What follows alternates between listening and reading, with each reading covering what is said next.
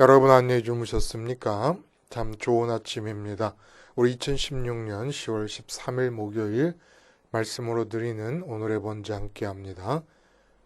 열왕기하 13장 1절부터 25절까지 말씀으로 같이 하겠습니다. 우리는 14절부터 21절까지만 같이 읽어보겠습니다. 시작.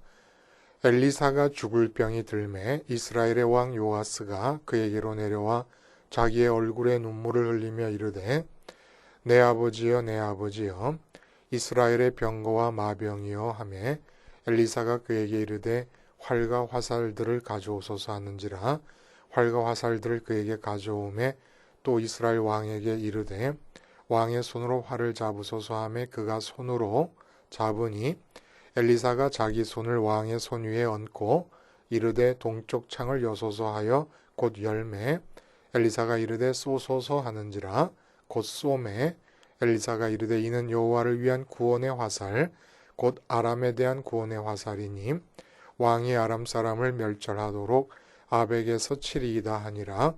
또 이르되 화살들을 집으소서 곧 집음에 엘리사가 또 이스라엘 왕에게 이르되 땅을 치소서 하는지라. 이에 3번 치고 그친지라. 하나님의 사람이 노하여 이르되 왕이 6번을 칠 것이니이다.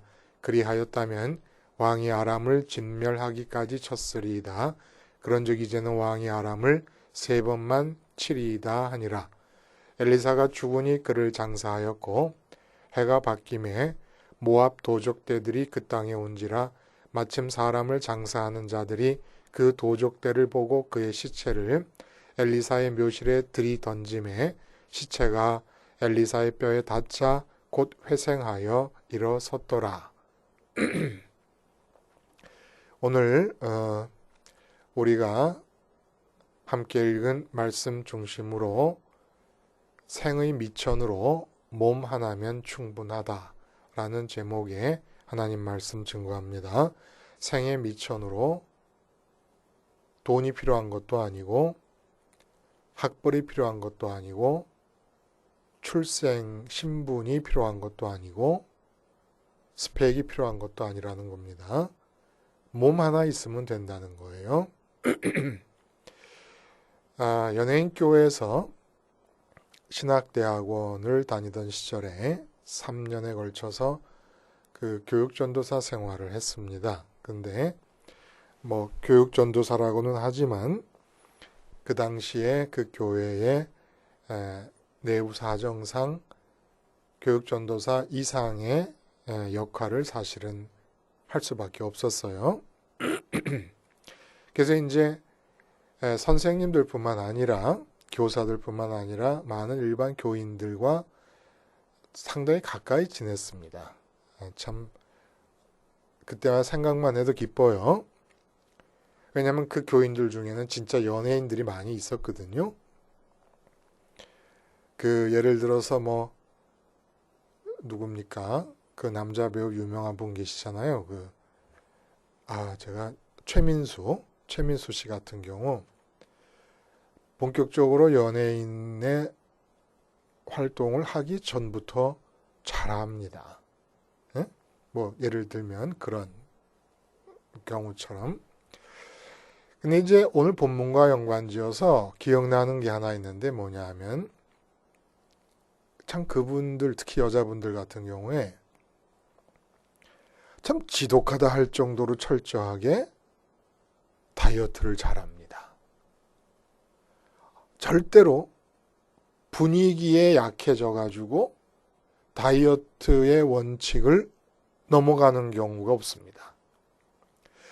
정말 어떻게 하다가 어떤 경우 생각보다 많이 먹은 그런 경우가 생기면 더 먹은 만큼을 계산해서 그만큼을 아예 그냥 굶어버립니다. 그냥 간단해요. 그냥 끼니를 굶어버려요. 많이 먹은 대신에. 그래서 몸매를 유지해 나갑니다. 그게 제 입장에서는 그게 너무너무 대단해 보이는 거예요. 왜냐하면 저는 컴플렉스처럼 아주 어렸을 유치원 시절부터 제가 나라고 하는 의식을 갖게 되고 내 몸을 다른 사람의 몸과 비교할 줄 알게 되면서부터 가졌던 컴플렉스가 뚱뚱하다는 거였어요. 요즘은 뭐 뚱뚱한 사람이 꽤 많아요, 우리나라도. 그리고 미군 부대 가서 살거나 외국에 가서 살 경우 제가 뚱뚱하다고 느껴보지 못했습니다만은 어떤 그 옛날에 한국에서 뚱뚱했어요. 뚱뚱하다고 내 스스로가 여겼어요. 다른 사람이 뭐 뚱뚱하다고 한 적은 별로 없습니다만은 그렇기 때문에 이렇게 다이어트를 일상적으로 해나가는 연예인들을 보면서 제가 물어봤습니다. 그게 어떻게 그렇게 쉽냐고. 응? 그랬더니 그분들이 하는 말 아직도 기억이 에서 사라지지를 않아요. 전도사님도 몸으로 먹고 살게 되면 얼마든지 할 수 있습니다. 이렇게 얘기를 하시는 거예요. 그러니까 저는 뭐 입으로 먹고 산다는 얘기였을까요? 하여간 몸으로 먹고 사는 건 아니죠. 그렇죠? 그러나 연예인들 같은 경우는 정말 멋진 몸, 이쁜 몸, 그리고 역에 합당한 몸을 가지고 먹고 산다고 해도 사실은 틀린 말은 아니지 않겠습니까? 그게 저보고 그랬던 거예요. 전도사님도 몸으로 먹고 살게 되면 전도사님도 몸이 생의 미천이 되면 얼마든지 다이어트가 가능해진다고 이렇게 얘기하신 것을 기억할 수가 있습니다. 그런데 연예인뿐만이 아니에요. 모든 사람에게 하나님께서 허락하신 어마무시한 미천이 바로 이 몸입니다. 아무것도 없잖아요. 돈도 없어요. 또 무슨 뭐 스펙도 없어요. 아까 말씀드린 대로 출신 성분도 좋지 않아요. 그렇게 뭐 대단한 집안에서 태어난 게 아닙니다. 그리고 멋진 몸도 아니에요. 심지어는 장애가 있는 몸이에요. 뭐 소아마비에 걸렸다든지 아니면 뭐 사고를 당해서 사지 백체 중에 어느 거 하나가 잘 쓸 수 없게 됐다든지 아니면 지금 병든 몸이라든지 늙은 몸이라든지 뭐 저처럼 뚱뚱한 몸이라든지 이거 아무 상관없습니다. 몸이면 되는 거예요. 몸이면 이것이 엄청난 상상도 할 수 없는 미천으로 사용될 수가 있다는 얘기입니다. 그렇다고 오해하지 말 것은 뭐 내 몸 사용 설명서라고 하는 말이 꽤 유행하고 있지 않습니까? 거기서 말하는 건 주로 건강에 초점을 맞춰서 하는 얘기인데 몸이 건강을 위해서 존재한다고 하는 그런 의미에서 몸이 미천이라는 얘기가 아닙니다. 그리고 몸이 건강해야 뭐든지 다 할 수 있다. 그런 의미와 또 100% 부합하는 것도 아닙니다. 어쨌든 성경이 말하고 있는 의미에서의 우리의 생의 미천, 성공적이고 기가 막히게 화끈한 삶을 살기 위한 미천은 몸 하나면 충분합니다. 다른 게 필요 없다는 거예요. 다른 게 있어도 때로는 걸리적거릴 수가 있을 정도로 몸 하나면 충분하다는 겁니다. 사실 예수님도 따지고 보면 요즘의 어떤 경제학적 관점에서 보면 예수님이 몸 하나 미천으로 삼으신 거 아닙니까? 그 몸 하나 미천으로 삼고 사신 것이 인류를 구원한다고 하는 엄청난 비즈니스를 성사시키신 것 아니겠습니까? 돈이 든 게 아니에요. 인류를 구원하시는 어마어마한 일에. 예? 세상 스펙이 동원된 것이 아닙니다. 몫으로서 사셨을 때 재능이 동원된 것도 아니죠. 사도들도 마찬가지예요. 몸 하나 가지고 살았던 거예요. 몸 하나.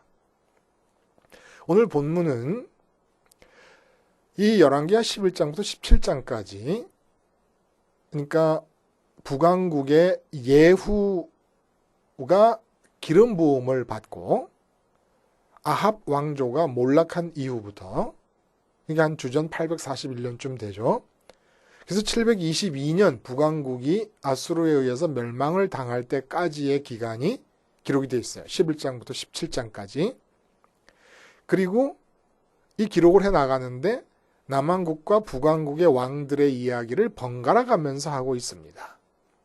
그래서 오늘은 여호아하스와 요아스라는 두 북왕국 왕에 대한 이야기가 나와요. 이 요아스는 바로 앞에서 봤던 아달랴의 칼날을 피해서 여호야다 제사장이면서 고모부의 손길에 의해서 구출을 받아가지고 성전에서 자랐던 남왕국 요아스 왕과는 동명이인입니다. 이건 북왕국의 요아스 왕이에요.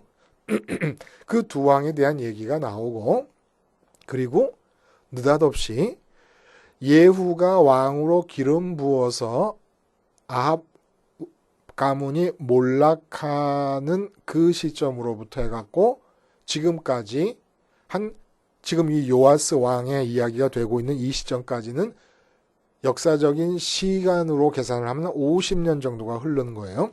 근데 이 50년의 세월이 남왕국과 북왕국이 흘러가는 사이에 그동안 성경에서 한마디도 언급이 없던 깜쪽같이 잠적해버렸던 엘리사가 느닷없이 등장을 합니다. 그러니까 북왕국의 여호아하스 왕과 요아스 왕의 이야기에 덧붙여져 가지고 엘리사의 이야기가 느닷없이 등장을 하고, 이것이 이 엘리사에 관한 내용이 엘리사 생애의 마지막 행적에 관한 이야기이기도 한 것이지요. 근데 여호아하스 왕과 요아스 왕이 둘 다 여로보암의 죄를 떠나지 않았다는 얘기가 공통적으로 지적되고 있으면서 엘리사의 이야기가 나왔어요. 근데 여기서 엘리사의 이야기가 나오는 가운데 두 가지 기적적인 사건이 등장하고 엘리사는 생을 마감하고 엘리사에 대한 얘기가 끝이 납니다. 근데 이게 뭐냐 하면은 이제 엘리사가 죽을 즈음의 왕이었던 요아스 왕이 엘리사가 병들어 죽게 됐다 그래요. 그 소식을 듣고 이 병은 아마 노환이었을 거로 생각을 합니다. 왜냐하면 예후에게 기름 부었을 때 엘리사님이 한참 아주 그냥 활발하게 활동을 하던 선지자 아니었습니까? 근데 지금 50년의 세월이 흘렀으니까 그 나이가 어떻게 됐겠어요? 한 3, 40으로만 잡아도 8, 90이 되지 않았겠어요? 그러니까 노환으로 인해서 이제 죽음을 앞에 보고 있는, 죽음에 임박해 있는 그런 상황인데, 요아스가 여로보암의 죄를 답습하고 있었던 왕임에도 불구하고 북왕국 이스라엘이라고 하는 나라 안에서 가장 유명한 원로 아니었겠습니까? 왕년에 엘리사가 행했던 모든 기적의 이야기가 전설처럼 이야기되고 있었을 것입니다. 근데 그럼에도 불구하고 여호와를 믿지 않았어요. 여로보암의 죄가 뭐라고요? 항상 여로보암의 죄가 앞으로도 계속 나오게 되는데, 그 여로보암의 죄를 생각하시면 하나님의 이름과 그 이름이 가리키는 하늘에 계신 실제 존재를 끊어놨다는 겁니다. 여로보암의 죄라 그러면 하나님께서 이 땅에 당신의 이름을 주셨습니다. 그러나 그 이름이 가리키는 실제 하나님의 존재는 하늘에 계십니다. 그래서 이 이름을 붙잡고 하늘에 계신 하나님과 연결을 시도하려면 예루살렘 성전의 설계와 구성이 의미하는 바를 내 마음으로 끌어들여서 내 것으로 삼아야 됩니다. 근데 그 성전으로의 접근을 막아버렸으니까 이름만 남겨놓고 이름이 가리키는 실제 하나님께로 연결될 수 있는 가능성을 차단시켜버린 거예요. 이게 여로보암의 죄라는 겁니다. 그러니까 이름만 남아있지 실제로 하나님의 살아계심을 백성들로 하여금 삶에서 경험할 수 있는 가능성을 제거해버린 거예요. 성전으로의 접근을 막아버리면서. 그런 요아스가 노환으로 죽게 된 엘리사에게 찾아와가지고 그래도 마음으로 그 사람을 의지했던 것 같아요. 살아계신 여로보암의 죄를 답습하고 있었으니까 살아계신 하나님과의 연결을 생활 속에서 실천하며 살지는 않았는데 엘리사라고 하는 여호와의 선지자에 대한 마음의 의존감은 있었던 것 같습니다. 그래서 와가지고 엉엉 울어요. 돌아가시다니 이게 무슨 말입니까? 이스라엘의 병거요, 이스라엘의 군대인 이 엘리사 당신께서 돌아가시면 나는 어떡합니까? 이러면서 울었던 것 같아요. 그러니까 엘리사가 활을 들어서 창문을 열고 쏴라. 그것이 하나님 구원의 화살이다. 하나님의 구원의 화살이라고 분명히 얘기를 했어요. 상징적으로 행동하게끔 해서 기억에 남게 해준 거죠. 그리고 갖고 있던 화살을 들어서 아마 뭉태기로 화살을 잡았겠죠. 땅을 치라 그랬어요. 근데 땅을 치라 그랬는데 요아스가 3번만 쳤다는 겁니다. 그러니까 엘리사가 역정을 내는 거예요. 아니 그걸 왜 3번만 치느냐고. 어? 많이 쳤어야지 아람에 대한 승리가 반복되어서 아람을 진멸시킬 수 있었을 텐데 3번만 쳤으니까 아람을 진멸시키지는 못하고 3번만 전쟁에 이길 것이다. 이런 얘기를 합니다. 어떻게 보면 이상해요. 한 번 치거나 3번 치거나 그게 무슨 상관이었겠습니까? 예? 그렇게 중요한 일이었으면 말씀을 좀 해주시지. 여러 번 쳐라 이렇게. 아무 생각 없이 3번 쳤고 또 3번이라는 것은 이스라엘 사람들에게 있어서 완전 숫자로 통용되었기 때문에 공식적으로 완전 숫자로 통용돼도 3번 그냥 친 거 아니면 그런 생각도 없이 딱딱딱 리듬 맞춰서 3번 친 거. 이게 왜 문제일까요, 여러분? 말씀드렸듯이 화살이 여호와의 구원이라고 상징성을 부여했고 비유적으로 설교를 한 셈인 거예요. 그리고 그 화살을 쏘라 그랬어요. 쏘라는 것은 여호와 하나님의 구원이 실제 땅에 임하는 걸 얘기하는 거고 또 그 여호와의 구원을 상징하는 화살로 땅을 치라는 것도 여호와의 구원이 땅에 임한다는 뜻을 말하는 거 아니겠습니까? 아무리 바보라도 그 정도는 알아야죠. 화살이 여호와의 구원이라고 비유적으로 정의를 내렸으면 근데 왜 요아스는 3번밖에 안 쳤을까요? 아무 생각 없는 사람처럼. 하나님이 살아계시면서 내 삶에 개입하셔서 당신의 뜻을 이루어 가시며 구원을 획득하시고 구원을 허락하시는 것을 경험해 본 적이 없습니다. 구원이라는 것은 큰 일에서뿐만 아니라 작은 일에서도 다 나타나는 거 아니겠습니까? 구원이 딴 거예요. 하나님이 살아계심을 인식하면 내 마음은 하나님께 가는 겁니다. 그럼 하나님께서 내려오셔서 내 육체를 사용하시는 거예요. 그러니까 육체가 뭐냐 하면은 하나님이 내려와서 머무시는 집이 되는 겁니다. 어떨 경우에 우리 마음이 하늘에 계신 하나님께로 갈 경우에 여호와의 이름을 마음에 붙잡아요. 마음의 지성소에 붙잡아요. 마음의 지성소에 붙잡으면은 그 지성소 휘장 밖에 있는 분향단이 뜻하는 반대로 기도한다는 게 추구한다는 거 아닙니까? 그 이름을 붙잡고는 이름이 가리키는 존재인 하나님이 실제 계시는 하늘을 추구합니다. 그래서 마음이 하늘로 올라가게 되면 거꾸로 이 육체에는 하늘에 계신 하나님의 영이 내려오시는 거예요. 이게 하나님이 거하시는 집이 되는 것이 육체의 사용 용도입니다. 본래적인 사용 용도라는 거예요. 그러니까 육체만 있으면 우리의 육체만 하나님께서 사용하실 수 있으면 이 땅에서 이루어지지 않을 일이 없다는 겁니다. 하나님의 뜻 안에서 있는 일인 한 이루어지지 않을 것이 없다는 거예요. 그 엘리사의 존재 자체가 무엇이냐? 바로 그렇게 엘리사가 육체를 미천으로 북왕국 이스라엘을 구원하던 자입니다. 아무것도 없어요. 돈도 없고 사적으로 거느리는 군대가 있었던 것도 아니고 뛰어난 용병술의 귀재도 아니었습니다. 그냥 육체 하나 있는 거 미천 삼았던 겁니다. 어떻게? 엘리사가 누구였어요? 엘리사의 존재의 의미가 북왕국 내에서 어떤 의미를 갖고 있습니까? 엘리야가 불병거와 불말을 타고 하늘로 올라가는 모습을 눈으로 뜨고 직접 봤어요. 근데 그 전에 길갈 베델 그 여리고를 거치는 동안에 계속 엘리야가 마치 일부러 그러는 것처럼 떠나라 하는 것을 불사하고 자기의 마음을 엘리야에게 꽁꽁 묶었습니다. 그리고 여리고에서 요단강까지 따라온 거예요. 요단강가에서 불말과 불수레를 타고 올라가는 것을 엘리사가 눈으로 봤어요. 이건 뭘 뜻합니까? 엘리야에게 자기 마음을 묶었으니까 마음이 하늘로 올라갔음을 뜻하는 겁니다. 하늘로 올라간 엘리사의 마음, 그 엘리사의 육체가 이제는 하나님이 내려오시는 거점이 되어드린 겁니다. 그것밖에 엘리사가 한 일이 없어요. 엘리사는 아무것도 안 했어요. 우리가 노력하는 것의 100분의 1도 안 했어요. 단지 승천하는 엘리야에게 자기의 마음을 묶어가지고 마음이 하늘로 올라간 것뿐입니다. 그랬더니 그 몸을 하나님께서 내려오셔서 쓰신 거예요. 다시 말해서 우리 몸을 하나님이 이 땅에서 활동하시기 위한 미천으로 삼으셨다는 얘기입니다. 그래서 별의 별 일이 다 일어난 겁니다. 주님께서도 말씀하시기를 나를 믿는 자는 내가 한 일뿐만 아니라 나보다 큰 일을 할 것이다 라는 얘기도 바로 이 육체를 미천 삼음에 있는 거예요.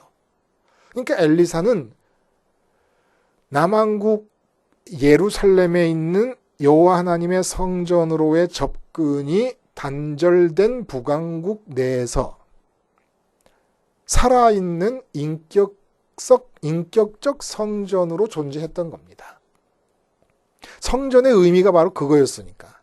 우리 마음을 여호와 하나님이라는 이름을 지성소에 붙잡고 마음의 지성소에 담고 그 이름이 가리키는 하늘을 추구해서 마음이 하늘로 올라가게끔 하는 게 성전의 역할이었다는 겁니다.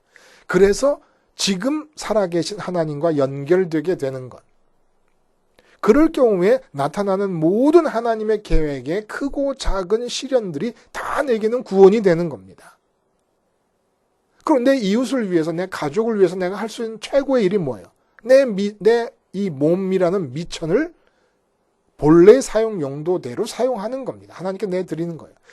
그래서 엘리사의 몸이 바로 하나님이 내려오셔서 머물던 장소라는 것을 강력하게 우리들에게 주입시켜 주시고 가르쳐 주시기 위해서 마지막 사건이 일어난 거예요. 엘리사가 죽어서 무덤에 묻혔어요. 무덤에 묻혔다는 것은 동굴 같은 데에다가 시체를 이 세마포 같은 걸로 싸가지고 던져 놓는 거예요. 그들의 장례식법에 따르면. 그래서 엘리사의 시체가 던져졌습니다. 그게 해가 바뀌었어요. 그러니까 엘리사의 시체가 다 썩었겠고 뼈만 남았겠지요. 사람들이 어떤 사람의 죽음을 들고 나와서 장사를 지내려고 그러는데 모압 사람들로 이루어진 도적대가 쳐들어오니까 장례식을 제대로 치르지 못하고 급해가지고 그 시체를 마침 그 자리가 엘리사의 무덤 있는 자리에서 엘리사의 무덤에 던져버렸습니다.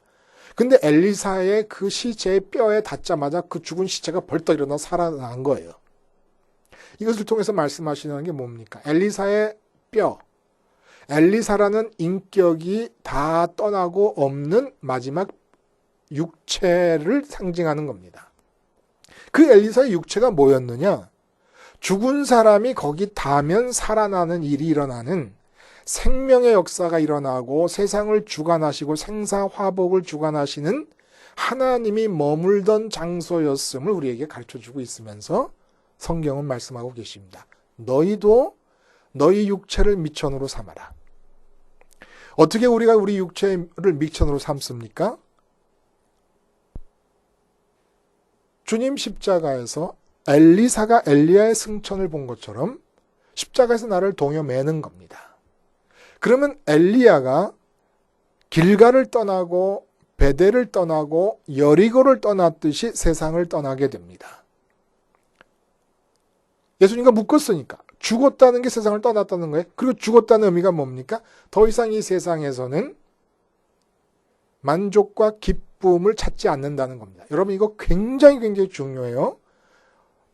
엊그저께 말씀드린 대로 초콜릿 먹고 사과 먹듯이 초콜릿 기운이 남아있는 입, 그것이 비유적으로 우리 마음에 빗대어 말하자면 어떤 상태라고요? 우리가 십자가에서 죽는다 하면서도 마음속에서 은근히 저 깊은 속에서 하나님께서 내려오시면 세상적으로 이러이러한 것들이 다 잘 되지 않을까? 세상적인 가치들이 내게도 적당히 주어지지 않을까라는 은근한 기대. 절대로 하나님으로 기쁨과 만족을 경험할 수가 없습니다. 예수님께서 뭐라 그래요? 70인 제자를 파송한 뒤에 그들이 막 귀신 쫓고 병자를 고치고 돌아와서 그걸 보고할 때 주님께서 뭐라 그러셨습니까? 귀신 너희에게 항복함으로 기뻐하지 말고 너희의 이름이 하늘에 기록된 것으로 기뻐하라. 그리고 주님이 요한복음에 말씀하세요. 이제 내가 하늘로 올라 아버지께로 갈 것인데 남아있는 제자들이 15장 17장에 그렇게 얘기하십니다. 내가 지금 이 모든 말씀을 하나님 아버지께 드리는 이유는 아버지, 내가 아버지로 인해서 받은 영광과 기쁨이 저들에게도 충만하게 해 주시옵소서. 저들에게도 내 기쁨이 충만하게 되기를 원해서 제가 지금 아버지께 이 기도를 드리고 있습니다. 이렇게 말씀하십니다. 이게 뭐예요? 내가 하늘에 계신 하나님으로 주님이 그랬듯이 기뻐하고 만족해 할 때에 내 육체는 하나님의 뜻이 이 땅에 이루어지기 위한 하나님 활동의 미천이 되어드립니다. 내 몸이, 내 육체가 마치 엘리사의 뼈다귀 위에 시체가 닿았을 때 살아나는 것, 이것이 뜻하는 바대로 엘리사의 몸이 철저하게 하나님이 머무시는 집이었다는 거예요. 왜냐하면 그의 마음이 하늘로 올라가 버렸으니까. 엘리야의 승천과 함께 하늘로 올라가 버렸으니까. 그래서 철저하게 우리가 십자가에서 나를 주님과 동요매가지고 세상에 대해 죽어서 세상에서 더 이상은 기쁨을 기대하지 않고 완전히 죽어버리면 완전히 세상에 대해 죽는 만큼 하나님에 대해서 기쁨과 만족을 느끼는 감도가 커집니다. 이렇게 하늘에 대한 감도가 활성화되면은 이 몸이 이제 하늘이 내려와서 거하시는 거점이 되는 겁니다. 내 생에 죽을 때까지, 엘리사처럼 늙어서 죽을 때까지의 모든 시간들의 미천으로 활용이 되는 겁니다. 돈이 없어도 돼요. 설사 팔이 한쪽 없어도 돼요. 다리를 하나 절어도 돼요. 뇌성마비로 온 몸이 제대로 피지도 못하고 움직이지도 못해도 상관없어요. 마음만 하늘로 보내고 마음이 예수님의 말씀처럼 내 기쁨이 저희 마음에 충만하게 하려 함이라 하신 예수님의 말씀처럼 하나님으로 기쁠 수만 있으면, 어떻게 하면 하나님으로 기뻐요? 십자가에서 세상에 대해 철저히 죽으면 죽을수록 기뻐져요. 하나님에 대한 기쁨을 실감할 수가 있다는 겁니다. 그렇게 되기만 하면 뇌성마비에 몸이 걸렸더라도 그 육체로 하나님이 못하실 일이 없으십니다. 이게 우리가 생을 잘못 살고 있는 거예요. 예? 무슨 미천을 필요로 하고 있는 겁니까, 지금?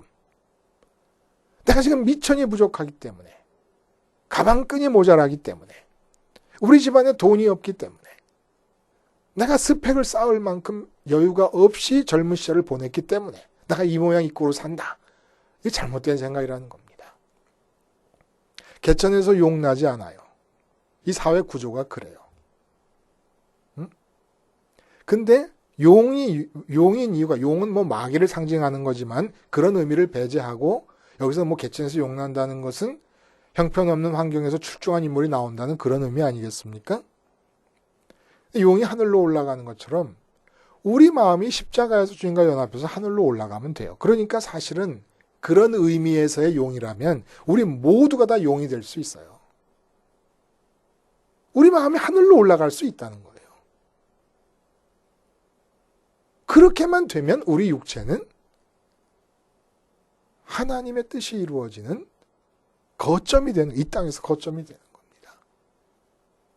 그리고 나면 하나님 뜻대로 이루어지면 되는 거죠. 큰 일을 이루시면 큰 일을 이루시는 거고, 작은 일을 이루시면 작은 일을 이루시는 거죠. 성공했다고 하는 성공 지수는 둘 다 100점인 거예요. 세상적으로 큰 일이고 작은 일인 것이지,